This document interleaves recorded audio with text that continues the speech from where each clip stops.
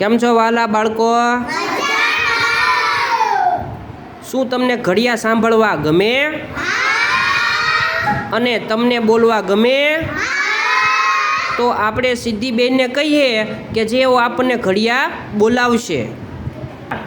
6 એકા 6 6 એકા 6 6 દુ 12 6 દુ 12 6 તેરીને 18 6 તેરીને 18 6 ચોક 24 6 ચોક 24 6 પંચા 30 6 પંચા 30 6 છાય 36 6 છાય 36 6 સતુ 42 6 સતુ 48